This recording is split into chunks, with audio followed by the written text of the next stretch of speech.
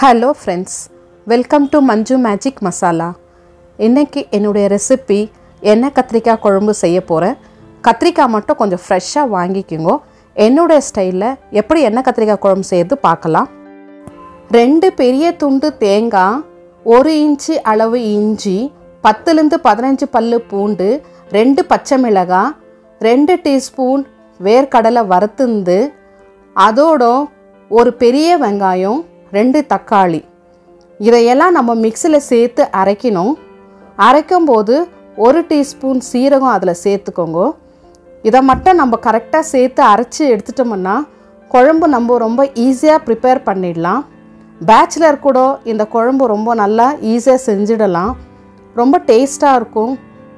இந்த குழம்பு நான் சின்ன வயசில் எங்கள் பாட்டிக்கிட்ட கற்றுக்கினது.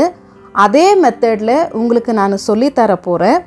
மசாலா மட்டும் கரெக்டாக பதமாக பார்த்து நைஸாக அரைச்சி எடுத்துக்கோங்க.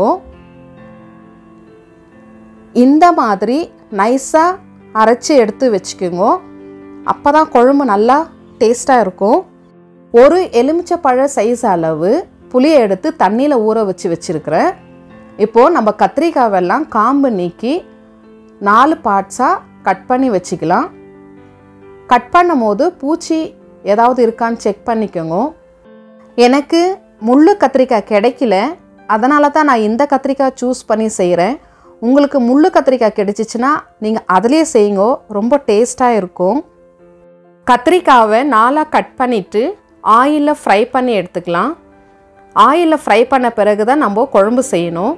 இந்த எண்ணெய் கத்திரிக்காய் குழம்பு white rice, biryani, kuska, jeera rice, mutton biryani, chicken biryani, vegetable pulao, mutton pulao, chicken pulao, இதுக்கெல்லாம் நம்ம சைட் டிஷ்ஷாக வச்சு சாப்பிடும் போது அவ்வளோ எம்மியாக இருக்கும். ஒன்ஸ் நீங்கள் ட்ரை பண்ணி பாருங்க. கத்திரிக்காய் ஃப்ரை பண்ணி எடுத்த அதே ஆயிலில் வெங்காயம், மிளகு, கடுகு, வெந்தயம், அதோட கருவேப்பிலையும் சேர்த்து நம்ம பொன் வறுவலாக வறுத்து எடுத்துக்கலாம். வெந்தயத்தை அதிகமாக சேர்க்காதீங்க, சேர்த்தா கசப்பு வரும். இப்போது இந்த வெங்காயம் எல்லாம் கோல்டன் ப்ரௌன் ஆன உடனே 2 டீஸ்பூன் மிளகாய்த்தூள், 2 டீஸ்பூன் தனியாத்தூள் சேர்த்துக்கிறேன். உங்களுக்கு காரம் எப்படி இருக்கோ அதை தகுந்தபடி நீங்கள் 3 டீஸ்பூனும் இல்லை 2 டீஸ்பூனும் சேர்த்துக்கோங்க. அதோடு நான் அரைச்சி வச்ச அந்த மசாலா கலவையும் அதில் சேர்த்துக்கிறேன். இதை எல்லாம் நம்ம ஆயிலில் 1 நிமிஷம் நல்லா ஃப்ரை பண்ணி எடுத்துக்கலாம். அந்த ஆயிலெல்லாம் தனியாக பிரிஞ்சு வரணும். அதோட 1/4 டீஸ்பூன் மஞ்சள் தூள் சேர்த்துக்கிறேன். அதோட புளி தண்ணியும் அதில் சேர்த்துக்கிறேன். இதை எல்லாத்தையும் சேர்த்துட்டு ஒரு ஃபியூ செகண்ட்ஸு கொதிக்க விடலாம். இப்போ தேவையான அளவு அதில் தண்ணி சேர்த்துக்கிறேன். தண்ணி அதிகமாக சேர்த்துக்காதீங்க.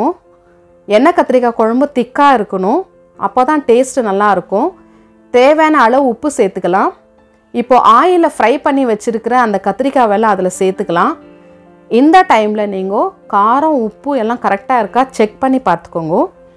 செக் பண்ணி பார்த்துட்டு இதையெல்லாம் சேர்த்து ஒரு 5 மினிட்ஸு கொதிக்க விடலாம்.